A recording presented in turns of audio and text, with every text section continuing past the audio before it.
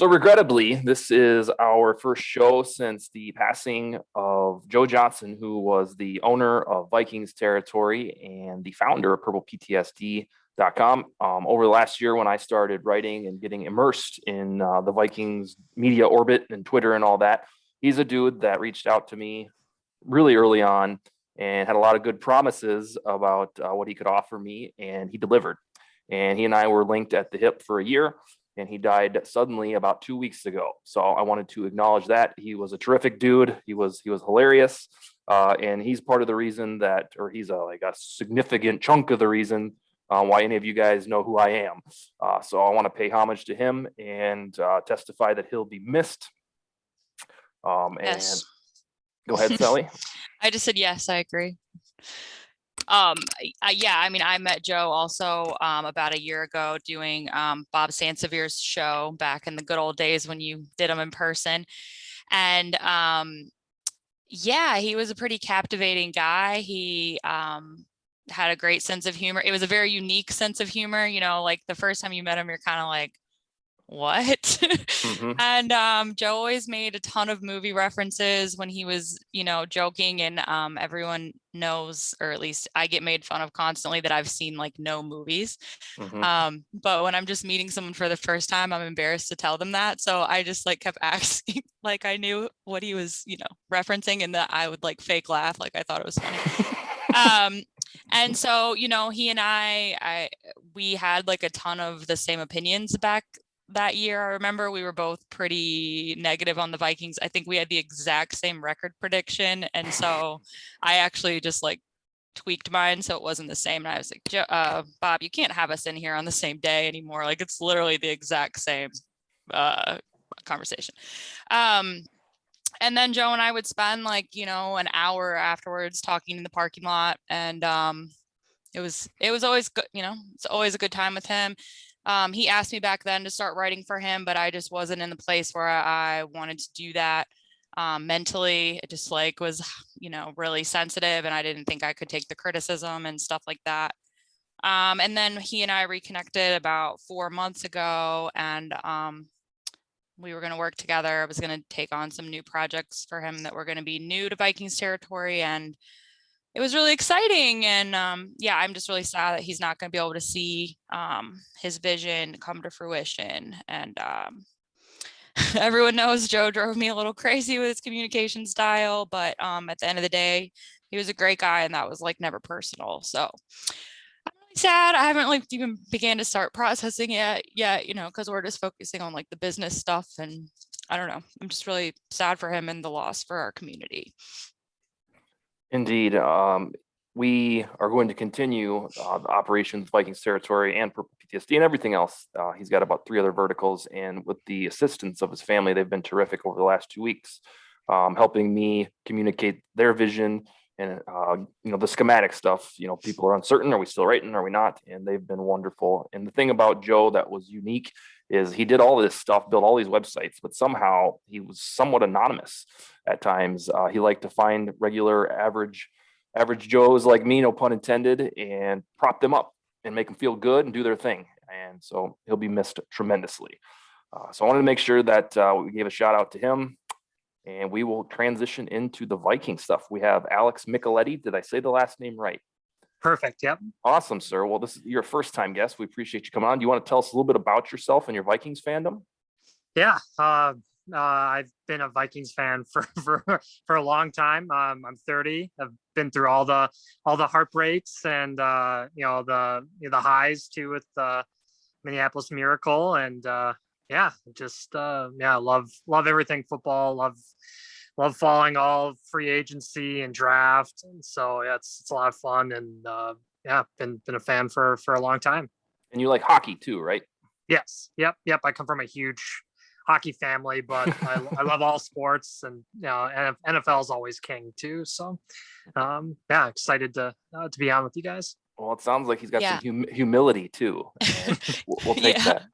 I wanted to point out we did ask Alex to be on about literally 10 minutes ago. And I would say, we know that Alex has a huge reputation as a hockey guy.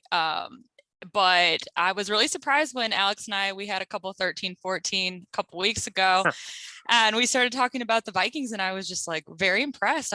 I just didn't realize he followed the Vikings as closely as he does. So I knew he would be a great guest for us to have on the show. Well, welcome aboard, my friend. Hope you'll come back Thank you. and see us pretty frequently. Mhm. All right, BMAC. This week at training camp, our nose tackle, who we signed last year, who hasn't played yet, tweaked his, it's the awful word to use, tweaked his calf. And we collectively freaked out. I didn't. The rest of the world did, because it has some sort of parallels to what happened to Neil Hunter when he tweaked his neck and missed all of the season. So I want to know, do you have any experience with calf injuries? I don't feel like he should miss a whole season though from a tweak. If it's a tweak and not a tear or anything major, then I mean it'll probably take him 4 weeks to kind of get back, 4 to 6 weeks to kind of get back and be ready. But I mean, I would say 4 weeks. Okay. And he should. Does it make it? Because I'm pretty sure he's going to be getting rehab and everything while he's in the facility and things like that, and they'll be treating him, so it'll be a faster recovery. Does it make a difference from your opinion, based on, he's a guy that they measure at like 350 or something, just having that extra weight on a calf and playing the position that he does on the interior? Does that make a difference? The thing about the calves is they get tight. He probably wasn't stretching it like he should, and that's probably how it tweaked. So he has to just make sure is making sure it is stretched. I don't feel like he's been that way for a minute, so it's not because all of a sudden he's 350 that the calf gave out.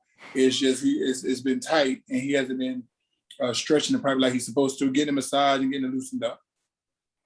Right. Brian's an expert on that weight thing. Don't bring it up. Sore subject. Well, that more so on like the Source. rehab and recovery from it. Like, Training camp weight is what sets him off. Oh yeah. Oh yeah. All right, Sally. So on this roster, we have Dalvin Tomlinson, who was signed back in March, who played nose tackle with the Giants. Suddenly we have this idea to play him at 3-tech. Then, by the way, we signed Sheldon Richardson. So are we not prepared for little things like this? Yeah, I mean, I think that's probably a huge reason why they brought Sheldon back, is for depth. Zimmer loves depth and at every defensive position as if he can have it. And I think he's still probably mad as hell that he didn't have it last year with the results. So it doesn't necessarily, just because the word tweak was used, that doesn't make me any more anxious or concerned about it at all. And I don't even know that it was, and I'm pretty sure it wasn't that word again from Zimmer or anybody internally. It's just something that was chosen to parallel the situations to Danielle Hunter. Alex, let's say, for instance, the doomsdayers are correct, that it spirals into a sequence where Pierce misses a bunch of games. Are we screwed?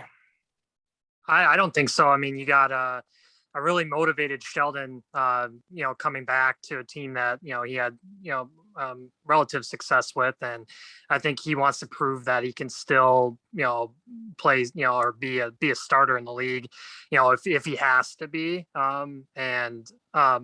If he, with Pierce too, I mean, he hasn't played football in a long time. So, Yeah. So, I mean, this was bound to happen at some point. And so better to get it out now than later, and when regular season is actually happening. So I don't think it's a big concern, and rather have him be rest up and ready to go when the games actually matter. So Ron, much ado about nothing, or do we panic? I don't think panic's the right word. I think concern is a good one to use, because if anything else, it just takes more out of the cabinet for Zimmer, and like how he wants to maneuver that defense, whether it be base defense with the two big guys up front, or in nickel formations when Richardson is a pass rusher. So it kind of just takes away that extra chess piece that he has, where now you're not going to see a lot of Richardson on the outside, in base defense, because he's going to have to strictly play that 3 technique while Tomlinson takes over that nose tackle. So it'll be interesting to see when he's able to get back on the field, and, hopefully we can get some practices, maybe even some preseason playing time with him, so he can get his legs underneath him, so that, we aren't dealing with injuries throughout the season because of the long layoff. Okay. All right. Brian, I want to ask, what's the longest break that you have taken from playing football? Like, obviously the off season, but were you ever injured like at the end of a season, so you took a longer time period off? I just always wonder how much that actually affects things, because I feel like everyone always says that, oh, they haven't In played the football. off season, I was off. Right. I know. But like if you miss, I I ain't don't worked know, out have in you, off season. I worked out when it was time to work back out in April. So probably the What? holdout was probably your longest layoff then. Your Oh rookie yeah, my holdout. holdout definitely was. were you ever injured at the end of a season? So you like missed a few games at the end? No, I never missed Oh, any okay. games due to injury. I like that flex. Mm-mm. Oh yeah, I knew that. Sorry to insult you. Yeah. No, Sally, do you Terrible. remember? I just played through them. Do you remember when he played with the club? The club over my hand was broke. That was unbelievable. I remember now. What year was that? I can't remember what year because it broke once in training camp and then it broke again in the season. Oh my God. And how challenging does that make it to play? That makes a You huge can't difference. really grip. So I had to know Yeah. the club. So it's like you have to really just it's all about positioning yourself and like really focusing on moving your feet and staying in front of a guy. And you only really have one hand to really like kind of lash on doing things. So I wasn't really getting caught for holding or anything. Well, there you go. It's like Fred Flintstone clubbing some guy out of the way. Big club over your hand. So This I came up. got used to it in practice, and then in the game, I just had to really just test it out, and I just learned how to work with it. Was it on your outside hand or your inside hand? It was on my left hand, actually. Yeah, Sally, this came up. so that's my outside hand. Yeah. This came up, Sally. There was some injury, gosh, probably about 7-8 months ago now, and I was asking for his perspective, and he was like, "Well, I just taped mine up. I was good." And I was like, "God, that's so badass." It's like the perfect But it's response. different now, like stuff like that. I feel like a lot of these guys would miss like a couple weeks and stuff, but it was like low key. I really never really had a real backup, so it was like we're just gonna figure it out. Like I told you how I had to stay the night in the training room when I actually had a broke ankle, but didn't know it was broke.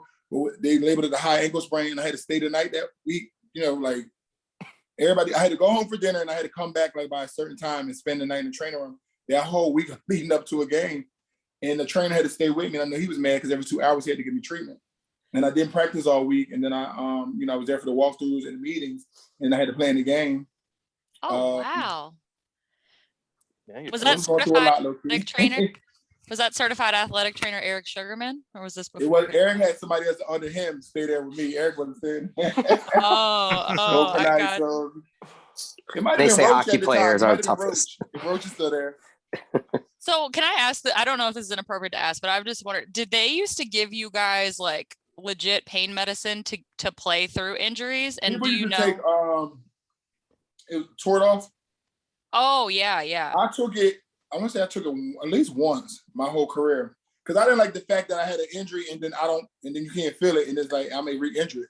Mm-hmm. So I would like to at least feel and know what's going on.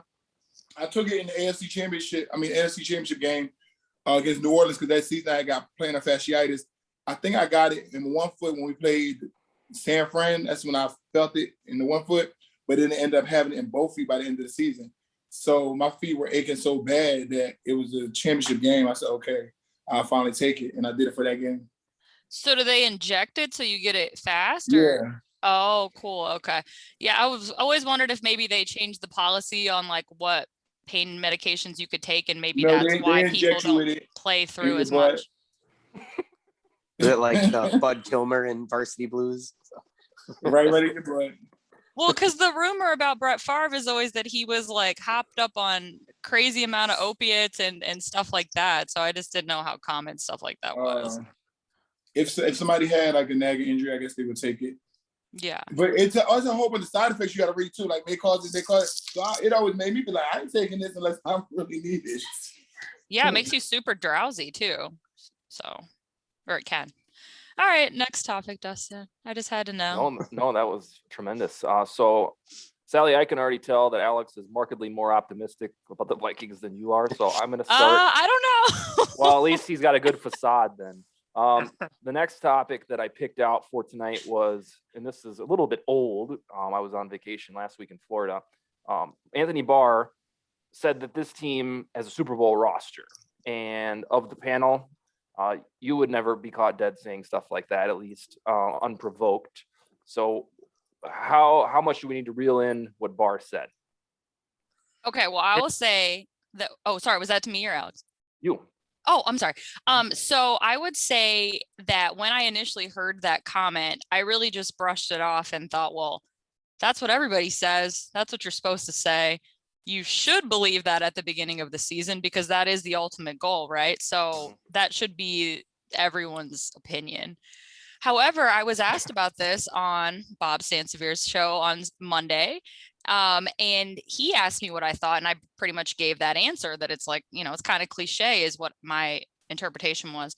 He told me he started reporting the Vikings in 1984, and he told me that players never, ever say that. And he can count maybe one other time that any Vikings player has ever said to him that they think that they can win the Super Bowl. They say, oh yeah, we're going to have a good season. We have high hopes. And then when they're pressed on it, can you win the Super Bowl? And they're like, oh yeah, that's the goal. Mm-hmm. But to just straight up offer it like that, he told me that was extremely rare. And I didn't realize that. So, I don't know if that really changed my opinion on it that much, but I think that you do need to feel that way. Absolutely. So, could they win the Super Bowl? Yes. If all the stars align, absolutely. I think last season around this time, I believe Dalvin Cook was asked that, and he said the goal is to get to the playoffs. And I remember some chirping about that's the goal. That's why we never get anywhere is because of mediocrity. And I'm like, oh my God, you can't win with you people. It's probably me. But no, that insight about Sansevier is excellent. So thank you for bringing it up because yeah, you would think that, of course, that's everybody's goal, but maybe they don't want to be on record of, getting chalkboard material and shit like that. So, Alex, what about Anthony Barr saying Super Bowl roster? Is that just bluster to make us feel good? I don't think so. I mean, you got to be confident, especially after the season that they had last year. And now, I mean, they got so much depth, and I think it's going to come down to the cornerback play, and also Woods if he can replace Harris, and that's going to be critical. Is the number one thing is having the corner stay healthy and Patrick Peterson bouncing back, and he kind of had a good end of the season last year, and hopefully now with Zimmer, he can get that magic that he had earlier in his career. Also, it's going to come down to Kirk too, and see if he can, if they do make the playoffs, if he can, improve, past winning one game in the playoffs, and because once you get further into the playoffs, it comes down to quarterback play, and 100%. I agree. B-Mac, so you played in a slightly different era that was Twitterless and wasn't quite as reactionary and clickbaitish. Were you always guarded on how you responded to questions? Like, did you have to say, like, pause and think, what am I going to say here? Or as media, I definitely thought about how I wanted to respond because I knew things could get taken, and just being around Randy Moss, things could get taken out of context a lot too. So I always was kind of aware of what I say and don't just say anything, based off emotion. Okay, so you did reel it in a little bit. Okay. Yeah, I was aware of what I was saying, and if I did say something, I really meant it. I wasn't going to take it back. How some people like to backtrack the next day. Yep. If I said it, I know I said it because I really thought out what I said. So. Oh, amen. Is part of that too to kind of like mitigate expectations from the fans, or is it just you know what you have to do on the business end and you just kind of handle your business? I think him saying that. That's something he probably believed. A lot of people probably don't say it because they feel like they don't want to jinx it either. Superstition. So I think a lot of people hold back from saying it. In your mind, you definitely believe in that's your goal, you want to do it, but you might not say it because you feel like I don't want to jinx it. So what if you're on a team that you just, I don't know. I don't know. Do you ever think that you're on a bad team when the season starts? I guess maybe you don't. You've never been on a truly bad team though. Maybe 2006 felt that way a little bit. Felt like what? Well, just deficient of the other talent that you would have had in other years. That was Brad Johnson. At the beginning, you still always want to see how people are going to develop and play. And in preseason, you still really can't tell. People like take too much in the preseason games when you're not playing the full game. It's just a lot. So his really good guys film. So you really don't know until the first couple games. That's why I said last year I was like, well, you really can't tell people getting the rhythm. You know what I'm saying? But it's just last year they just missing too many parts. Okay, Ron. So Anthony Barr's comments, Super Bowl. He feels like that's the roster. Felt like the reasonable thing to say for optimistic vibes. But do you think this is the best roster that Zimmer has had going into any of his seasons? I think excuse me. I think on paper it is, because especially if you look at how the offense performed last year, even if they have a little bit of a regression to the mean, that puts them somewhere in the middle. But then on the other side of the ball, you expect some regression to the mean. So if we're boasting a top 15-ish offense and top 15-ish defense with our running style and how we play, that should keep us in every game. And, Kirk obviously has proven he has the talent to be able to put up the numbers, but can he prove it in the clutch time situations over and over again now with having a defense behind him, not worrying about giving a last second field goal to lose it. So I think you look at the depth on the defense, even, if we would have been talking about this last year when you lose a starting defensive tackle going into the year with Michael Pierce already gone, now it's like, oh, great. Are we going to have to rely on James Lynch or one of these guys that we have no idea about? Now, at least we have these bodies that can slot in and, it can at least get some valuable time. And then one other thing is with this depth, that's just going to make everyone else better, because now you're getting Armon Watts and these guys that are going to be vying for playing time. So now you're going to get the best out of them to try to show their worth so that they're not the ones being benched on Sunday, or, whether it's Breland or Cam Dantzler, who's taken that cornerback 2 job. So I think the competition is going to bring out the best in everyone, but I see us again on paper. The best team that we've had here in the last, handful of years for sure. So long as the offensive line can gel within 2 months or so, I agree. And I tried to think to myself, how can I disagree a little bit? Because of course people are gonna be like, oh, yeah, Dustin says it's good a Super Bowl roster. But it's defensively sound. We know we have the defensive coach. And Sally might disagree, but I scoff at this notion that Cousins folds under pressure isn't clutch. It boggles my mind. The 2018 game at Green Bay, it was absolutely marvelous. And if it wasn't for Carlson, they would have won that game. The Denver comeback. That the was second terrific. half was marvelous. Yeah. Well, yeah, that's what it matters. I didn't mean it that he folds under pressure, that he needs to prove his worth. I meant more so like having the defense now that's capable of, like, Bryant, you're well aware in those years with Culpepper, how many games did we lose because our defense let them score because we scored quickly? We had the number 31 defense. It happened twice in Green Bay. Like number 30 defense. Twice in Green Bay with Longwell with a game-winning field goal, and the Colts with Vanderjagt in the same season where we just scored too quickly. So I don't think we have to worry about that piece of it now. So hopefully that helps dull that narrative that Cousins can't win a close game because he's not playing linebacker. So, and even if you were to ask last year, even midway through the season when we had Warren Sapp on the show, how many people outside of Sapp thought that the Bucs were capable of winning a Super Bowl? I think they had, they were just a couple games above 500 at the time. And really unless you're like the Texans or the Lions, like as a fan base, are you really thinking that your team is out of it? And not to be a jerk, but you brought up the Packers game and Daniel Carlson. Well, if they could have just got a touchdown, it would have been out of Daniel Carlson's hands, and we wouldn't have to blame him. Don't you remember how wonderful a Cousins was? Yes, I was there. I was there, sweating my ass off because it kept going on and on and on and on. Yes, but I was. So in that circumstance, the playoff game in New Orleans, like, he proved that he has it in there. Last year at Carolina, they should have beat Seattle.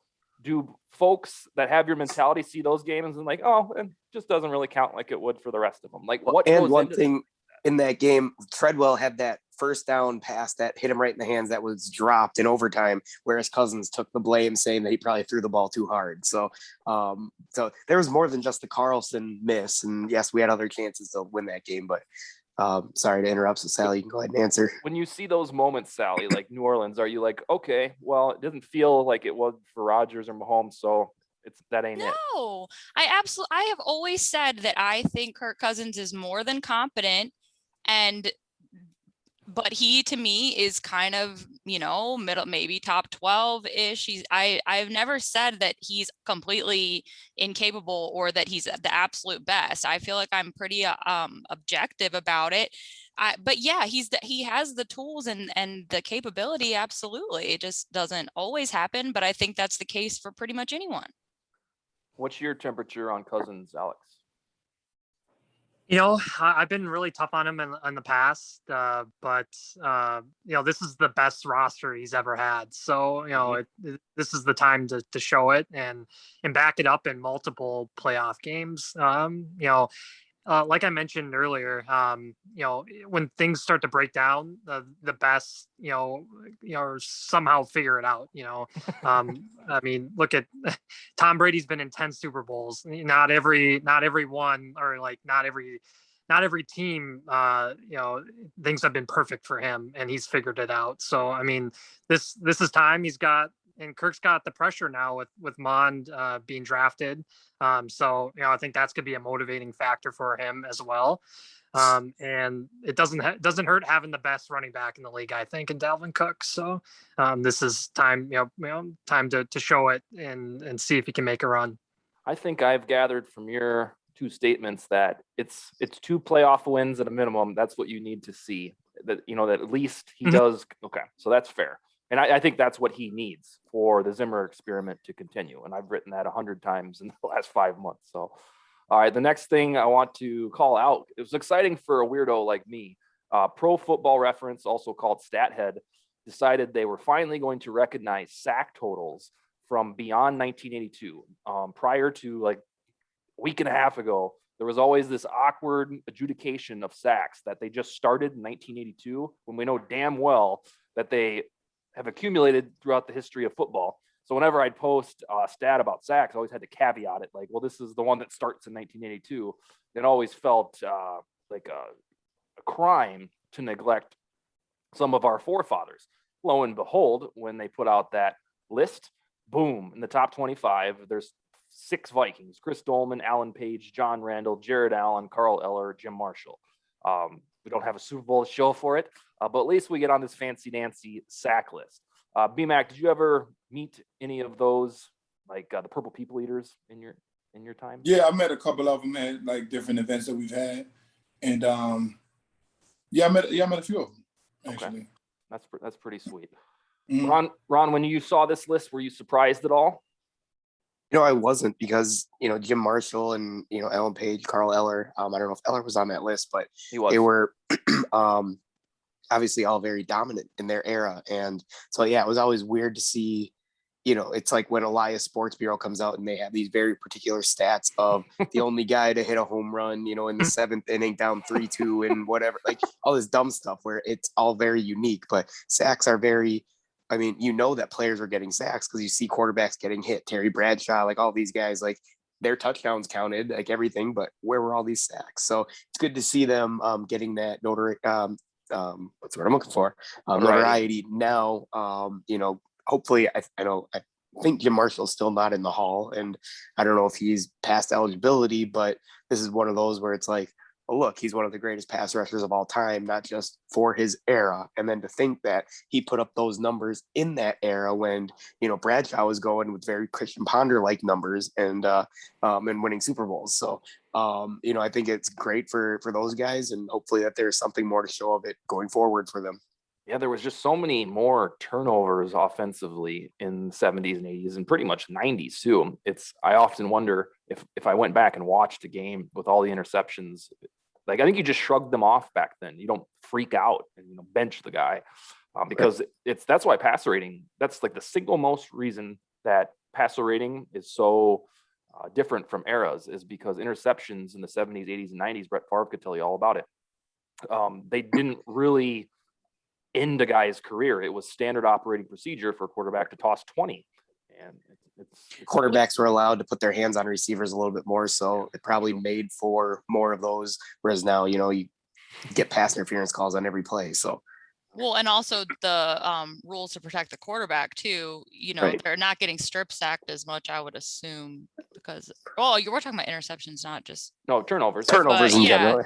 Yeah, I mean, that probably has something to do with it. And I don't think the level of talent was the same back then either. I mean, And you get a lot of guys that are specialists at it that they're taught to go after the ball, where back then it's, you hit someone hard. Now if someone's wrapped up, like Charles Tillman, perfect example. He just wanted someone else, Urlacher or Lance Briggs, to be there, so he's going to punch that ball out. So it's watching like the Roddy Lott and those guys, they were just coming to lay the wood. The level of talent one is perplexing, Sally, because I think about that a lot. I people may not believe this, but I watch basketball just as much as I watch football, and you hear a lot of people talking about the NBA like it's a garbage product these days, and they're not as good as Jordan or the Jordan days. And I hear that, and I get it with the physicality and rebounding, but I swear to God that I don't know that teams from the 90s could handle the shooting that would be transplanted, back in this hypothetical situation. I just don't know if those players would have been groomed to shoot like they do now, because the shooting just feels so much more on point now for the basketball side of it. And The like in basketball, football, everything, the athleticism of these players, and then the technology and all the training. Like you have, like if you're a shooter in basketball, you can go and you don't have to go to a park with a double rim and try to figure out a shot. Like you have everything available to you, and and Alex, you're a hockey guy, so look at the technology in sticks these days. It's I don't know the technology, but you can tell, and everything, it's all different. So I have to imagine even like going down to the cleats, where back in the day they probably just had one set of cleats. Now if it's raining, if you're playing in Soldier Field, you probably have 4 or 5 different spikes that you can put in. So and also then everyone's just getting faster, stronger, the workouts, doing tennis on the side to work other muscle groups, not just lifting weights and just getting big. It's a lot more yoga's involved and all that type of stuff. So I think all that factors in, whatever sport it is. And then they have like new recovery things too to help too. Right. Help it too. Cryotherapy and all of that. Right. I think you start playing organized sports too at such a young age. Like now kids are Right. so pressured to choose one sport instead of playing a different sport every season. And you focus on fundamentals so much as a young kid playing sports rather than just going out and having fun and being competitive. So, but And yeah, at such a high level at a young age. Like flag football is no longer just getting together with your friends and playing. Like it's competitive, and you're watching these kids like that. Wow, where's that kid going to be in 10 years? And then you see the offers coming out. Nick Saban's offering 7th graders how often and all that. So, Right. What was the earliest you ever got offered, Bryant? I went to like JUCO and all that, so it was late. You're a late bloomer. But when did you start playing football as a kid? How old were you? High school. Yeah. So like now I feel like they start when they're like 5. Oh yeah, they start early and they're like training. It's totally different. Yeah. you played basketball before that, right, Bryant? Yeah, I wrestled and then I played basketball and I started playing basketball. Okay. All right. Did you hit a growth spurt at some point, like in high school, or were you always just tall? Okay. This summer when I left 9th grade to come to 10, when I came back in 10th grade, I was like 3 inches taller. Okay. Alex, good sir, are you going to training camp? Yeah, I mean, I grew up in Egan, so oh wow, that's right. Yeah, my folks are still in Egan, so that's right down the road. So definitely want to make it again this year, and cheer 'em on. I actually I went to school with Adam and knew Adam at Mankato. So and I worked in the athletic department when I was at school there. So I saw the rise happen, and really?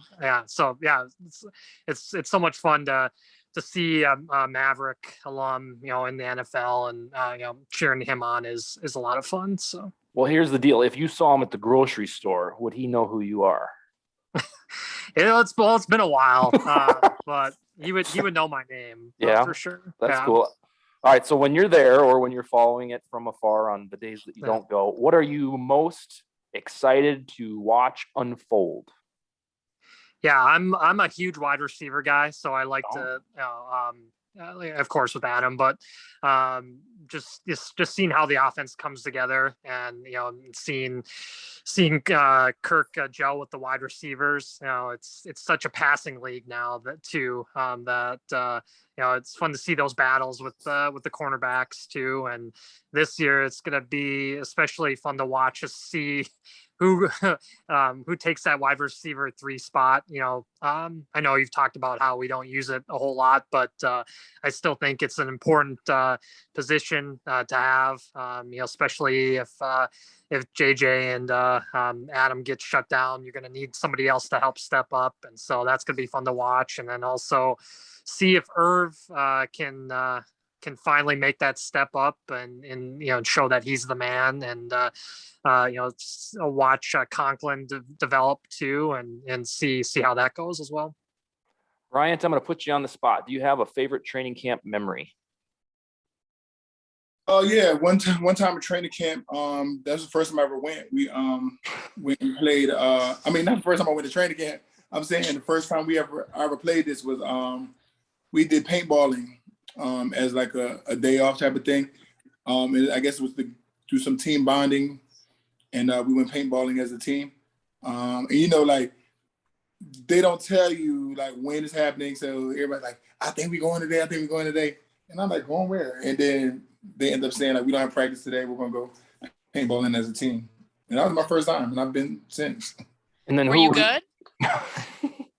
I actually was good, because you know what? I feel like everybody tried to target me, so I kind of let everybody get shot, and then I like hang around like to the end, and then I try to like get people. But yeah, was Adrian on the team?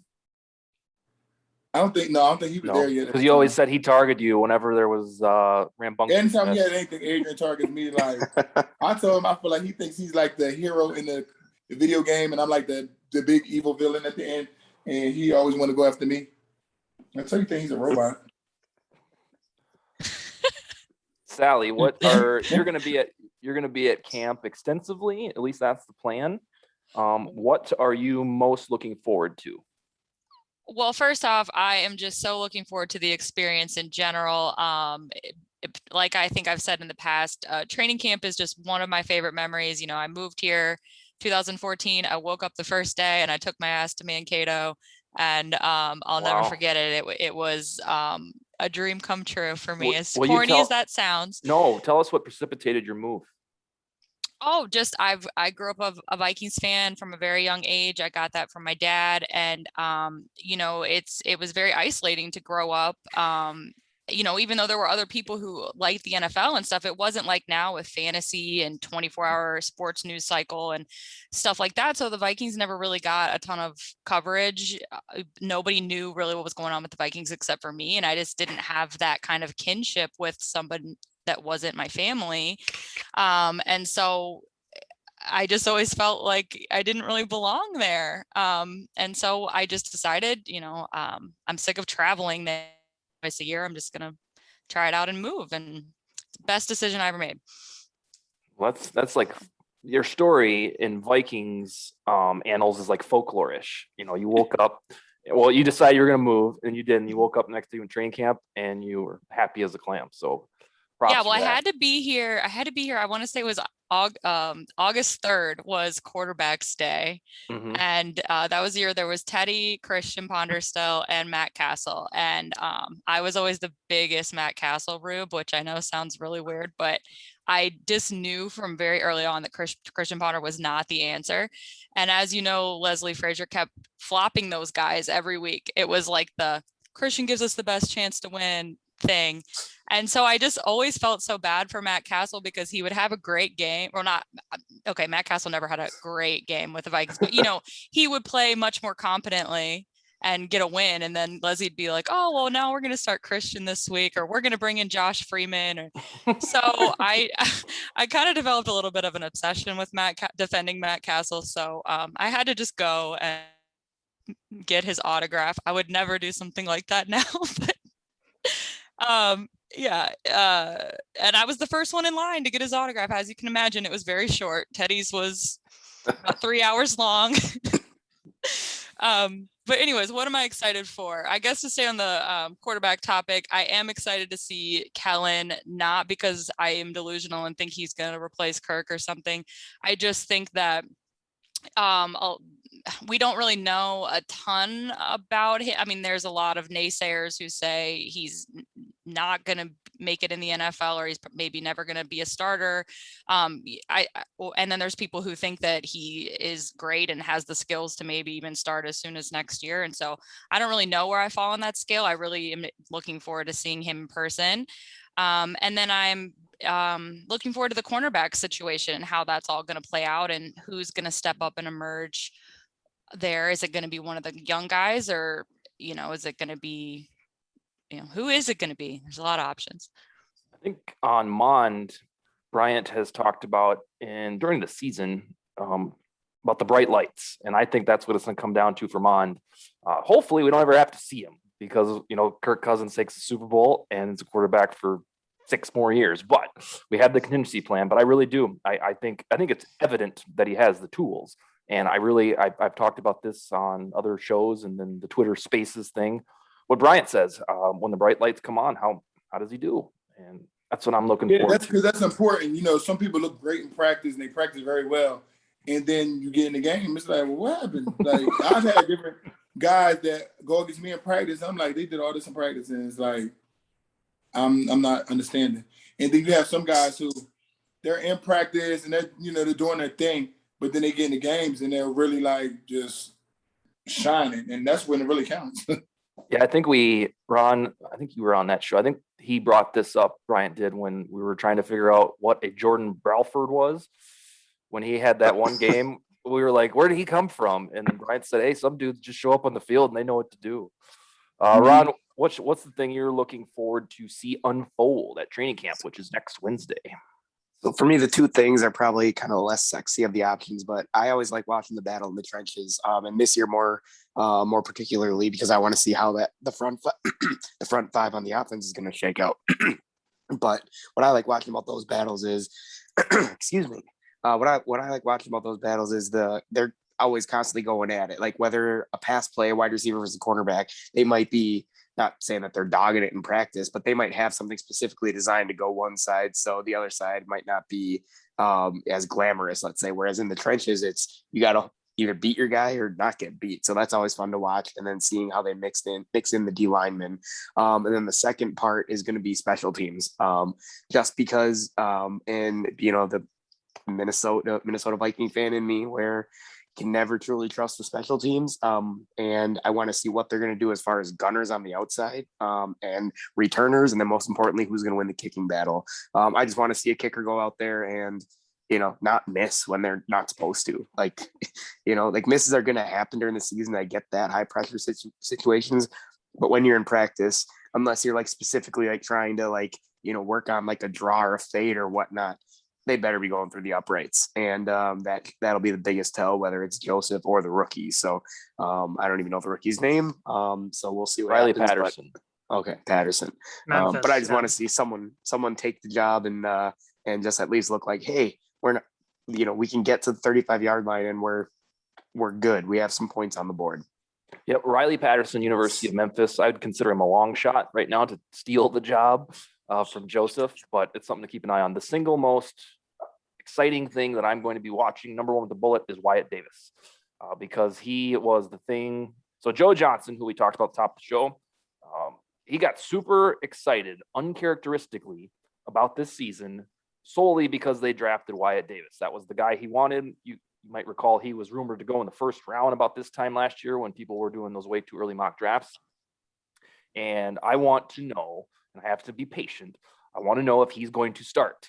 Because if he doesn't, I'm going to have to endure the Dakota Dozier or Mason Cole stuff. And Oh God, it's going to take a lot of temperament, and I won't even be able to defend that decision unless Davis is just garbage, which I don't think that he will be. But that's the one. I'm interested in cornerback because we got a lot of them all of a sudden, and there's a lot of snaps that will probably be not had by dudes you would expect. One of those guys is going to feel like the odd man out unless we have injuries. So uncharacteristically deep at cornerback. So we got to see who emerges as the 2 to 3 starters. And Wyatt Davis, that's what I'm watching. So Sally, we have about 10 minutes. You want to take us away with the human interest segment? Well, I guess since we kind of already talked about training camp and I just shared that cut open a vein with that memory there. Do you guys have anything similar, or maybe not similar, but just some training camp memories? Maybe you went as kids or something like that. And if not, then maybe just make something up. All right, Alex, you gonna make something up for us? Tell us a story. No, actually, I wouldn't make something up, but I just remember it just like it was full circle for me. Like I remember going down to Mankato for training camp with my grandpa. And actually, when one of the training camps, I went under the ropes and took a picture with Michael Bennett. I know he's gone through some issues recently, but meeting him was so much fun. And then getting to go to college at Mankato is just like full circle for me. And I stayed in Gage Hall where Bryant and all the players stayed. And it was so cool to go down there and having it be so close to the Twin Cities, and always looking forward to it when the end of July, August came around. So that just those are early memories as a Vikings fan, and watching Randy, and so much fun. Ron, hit us with yours. So I actually have two that are memorable. One, Ontario Smith. He was a rookie. And I remember he was, he's walking down, and he wasn't, I was just standing there because one of the guys I was with had his little brother with him, so he wanted autographs. So I'm just standing there as a placeholder, and he's walking by, he's not signing anything. And one of the vets, I don't know who it was, he's like, "You can't get away with that. You're a rook. You got to sign." So he begrudgingly did. I told the kid to say, "Go Ducks," because I know he went to Oregon. So, and he got the one autograph, and then he left. So that was fun. Then another one, and this one is actually, when I think back, was kind of funny. So I was in high school, and I'm not very tall. I'm 5'7" on a good day. But I was standing there, and Kevin Williams was coming by. And again, like the kid, he really wanted Kevin Williams' autograph. So I grabbed his helmet and I hold it out. This one guy who I was looking down to tries to grab the helmet and Sharpie out of my hand. And I look at it and I'm like, he got so like offended, and then so bad that the old lady next to me felt bad and had him sign it. Turned out he made the team as the kicker. It was Edinger, or no, not what's it started with an E, I think, but Paul Edinger? I can't remember, some kicker who didn't make it very long, and okay. I think it was pre-Longwell. Sounds like Paul Edinger. That might have, I don't know if it might have been, I can't even remember the name, but I remember when he made the team, and I'm like, that's the guy that I like. It felt like I was looking down to, and I kind of big timed him by, we don't want you, we want Kevin Williams. Mine. So I've been a Vikings fan since 1996. It was weird. I lived in Houston for 3 years, and Warren Moon was like a legend down there. And then he went to the Vikings, and then we found out we were moving to Minneapolis. So, my friends hyped like, "Oh, you get to go watch Warren Moon, blah, blah, blah." So I transitioned into Vikings fandom in 1996. So this is, I was a late bloomer for training camp. I've always followed the team like a maniac, just obsessing over stats and all that. But I was a late bloomer to training camp. So couple that with, I'm an alcoholic. I haven't drank since September 8th, 2012. But for the alcoholics that are listening, present and past, you'll understand that I didn't really travel a lot because I always wanted to be drunk.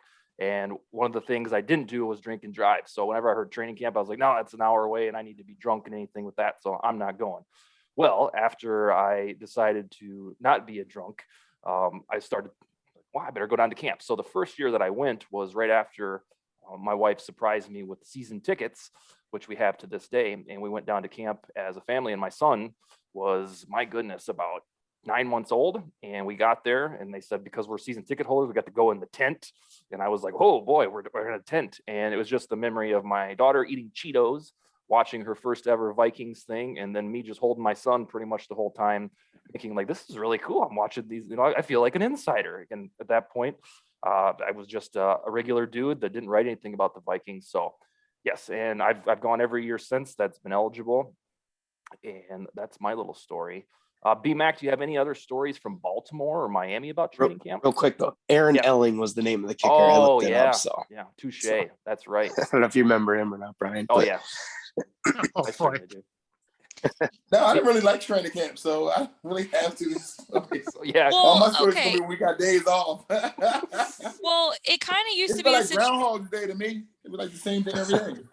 What Well- are some of the? Or Sally, go ahead. You I have a was just gonna question. say, like, it used to be kind of the it used to be normal that you would go out of town away from your normal facilities and stuff to do Right. camp. So was that the situation in Baltimore, or was it just right No, there in still in Baltimore, Baltimore? no. In Baltimore, they had just got their new facility, so everything was kind of there. So Oh, it was, okay. it was kind of you were just there. So I feel like in the past they did say in the past they did go somewhere else, but Mhm. they had just got that facility and everything, and they were just holding everything there. So everybody was coming there to watch practice and stuff like that. So you didn't have to go anywhere. Were there any big differences in either whether it's coaches or your coaching staffs throughout with the Vikings or with Baltimore themselves, like from one team to another, that like one team did things this way, another team did things another way, or did they kind of all flow the same way? Well, just I was saying like when I left Minnesota, the playbook was different. Theirs was more like digital, like you know what I mean, and ours was still like the paper playbook. And I was like, man, look like y'all need to catch up. They got they were like iPads or whatever, and then like their facility, like the Vikings now have upgraded everything, but at the time too, leaving Minnesota's facility and then going to Baltimore's where they had like this thing you run on the treadmill, you put your legs in and you zip yourself in and lift your weight up off the treadmill, so it's like not a lot of impact. They had that, like they just had like a little more things that you could use, like far as like learning plays and even doing extra like cardio. It was just a little more advanced, I have realized. Okay. Sally, What are your plans to come? Are you planning to come to any of the Vikings stuff that they got I going definitely on? am. I've been trying to look at the schedule and try to figure out which games I want to come to. But yeah, since everything is kind of like back open, because I was coming to a lot of the games in 2019. I was at like at least 4. So I plan to come to a couple this season. Well, you better. You said you're better going to hit me up. Baltimore, right? I want to go to Baltimore at least once because I haven't been to Baltimore since I left. I have a nephew that's there, like, and I haven't been. So yeah, at least go to Baltimore, and then I go to a lot of the Dolphin games because Serena and them have a suite. They're minority owners, so I just use their suite because they're never using it. Why wouldn't you? Free. And you said Serena, isn't Serena Williams? I take it. Yeah, her and Venus, they're minority owners with the Dolphins. So I didn't know that they they were so in they it. always offer me tickets, and I just go with my friends because nobody's using it because they're Why not? like in US Open or somewhere else. That makes sense. Sally, I've never told you this story. It dawned on me, so I'm gonna tell it as we start to transition off air here. So I met my wife in 2015. Well, we started dating in April 3rd of 2015, and it was off season, and we moved in together in August of 2015 in a small house in Sioux Falls. And I kept all my Vikings thoughts to myself because I didn't know that she would care about them. And it rolled around to the week 1 game of 2015 season. And at our new house, we had a digital cable antenna and then Netflix and whatever was available back then, Amazon Prime. And I wanted to watch the Vikings and 49ers. And it turns out that I think that game was on ESPN because it was Monday night. The late game. Yep. Oh, And boy. I totally spaced that Monday Night Football wasn't on ABC anymore, whatnot. So I told her, I was like, oh boy, I got to go head over to my mom's and watch the game. And she was like, you're leaving right now to go watch football? And I was like, At 10 p.m. Yeah, I was like, this is Vikings football. It's a big deal to me. And it wasn't a fight or anything. She just thought it was really weird. And so I did, and she figured out that Vikings football was central to my life. So she responded a couple weeks later. She bought season tickets. She bought the stadium builder's license. And that's my story of how we got season tickets. Was a surprise from my then girlfriend. And needless to say, I married her about a year and a half later. Well, she's a queen first and foremost. That's amazing. But I kind of got a bone to pick with you because that's something you need to disclose before you sign a lease with someone, sir. It's kind of a big deal. Yeah. So I will say, because what if she would have been like, absolutely not, you're not leaving the house right now? Would you have broken up? No, I just would have. It would have been like, we would have been both miffed at each other. Like, what do you like? Because it was so. I have to watch the Vikings when they're playing. If they were playing and I wasn't watching, I'd feel like betrayed. Like Oh, for sure. Like we went on our honeymoon cruise, and I didn't get to see the 2017 game against the Panthers, and they lost, and that was during the winning streak. And so that game was going on, and I was on this boat in the Caribbean, and the Vikings were playing, and I felt like I was neglecting them. And then it was such a weird feeling. And it's you and Ron and your cruises during the know. season, Plan better. And it's so I was gonna say, like, you mentioned that with your wife. So funny thing is, so I'm a K fan, Rube. So I met my wife actually after the K fan party in 2013, and it was on her birthday. Like, I would have never been at the poorhouse any other way because I don't like that place. So I met her after for her birthday party, and then we were texting throughout the week, and she had texted me, "Oh, are you a Vikings fan?" Now, I don't think 8 years later she'd think that this is what he was getting when I said, well, yeah. But so I knew, right away that it was, and then our first date was game 7 of that 13 NBA finals, the LeBron against the Spurs. So he really knew that that I had interest because I was missing game 7. Oh, wow. You guys have some queens in your life. Can you send some juju to me and Alex? Right. So we can find a Rube that also knows to let us do what we want on Sundays, please. And I should clarify too that got her into football. So now she's one of us. Just by osmosis, she hears my dumbass talk about the Vikings all the time. And so it's not like she's the one that comes to the games with me, and she knows all the players. Linval Joseph is her favorite player, and she got his jersey about 4 months before he left for the Chargers, and she's eternally grumpy about it. So Alex, go ahead. I was gonna say we try to make it to one game a year, but our other Sundays are all, and it's evolved into the wives now kind of taking over. But me and all my high school buddies that we've known for 25 plus years, we would always be watching the game. So, well, let's get together and drink beer and whatever. So now the wives have orchestrated that every Sunday, like where we're at, whose house. So they have it all, the schedule already played out where we all know we're going to be watching the game. It's an open invite. Whoever can make it can. So that's at least that's evolved to now we're at least together with friends, and all the kids are running around, and we're all just watching football. So we do. She's a keeper. See, you're a better man than I, because I can't watch away games with other people besides my immediate family. I can't, because first of all, they're going to try to talk during it about other stuff, and then the way that I react is unbecoming of my regular personality. So like when a touchdown happens, I act like I'm 8 years old, like boom, screaming and stuff. We're all like that. So can you record yourself doing that? I think send it to me. When the Cousins delivered the bomb to Thielen against the Saints, and then Rudolph finished it off, I got woozy. Like I felt like lightheaded. That's how wild that I went. And then I also turned into a baby too. You guys all know this feeling. When things start to go wrong, usually for me, it's when fluky shit happens. I got my arms crossed. I turn into this salty bastard.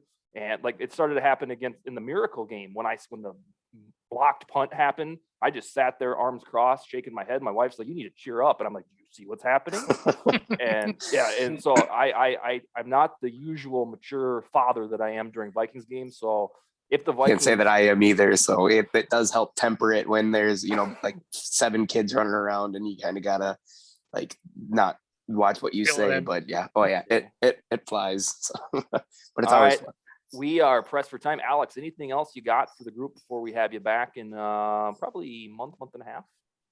Oh no, I think thanks so much for letting me join. I know it was short notice, but it was so much fun, and getting to talk to Bryant too. He was one of my favorite Vikings. That's good to hear. Yeah. So that was fun. I was huge watching all those. I got a Viking shirt on today. Yes, there we go. There we go. Yeah. I got purple on, so yeah. So, but yeah, it was so much fun to talk to you, and looking forward to the NFL season being back here. Is crazy news today with Hopkins and everything. Oh yeah. I missed what happened there. Oh, and I was golfing earlier, so I didn't know either. The NFL said that if games are postponed because of coronavirus outbreaks, that they're gonna have to forfeit. So it's squeezing the Cole Beasley. Yes. So DeAndre Hopkins tweeted and deleted that he might retire. And Oh my God, I didn't and- know he yep, tweeted that. and then there's Take like your ball and go home. That's a good yep. attitude. And in the Bills locker room, they have Jerry Hughes, who's pro-vaccine like me, and then you have Beasley, and then you have one of his little minions that's also anti-vax and all this stuff. And so it's like an apparent schism, to use Sally's word, inside the Bills locker room. And I'm here for it. And then Diggs tweeted accountability and availability. It's just delicious. All of Oh it's my delicious. God. Yeah. Well, Josh Yeah, Allen big came drama. out. Josh Allen came out early on because remember the Buffalo said as the city that they were going to require vaccinations to be at indoor gatherings of over a certain amount of people. It wasn't the Bills that said it. And so Josh Allen came out and said that like he didn't know if he was going to get it, even if that was the rule.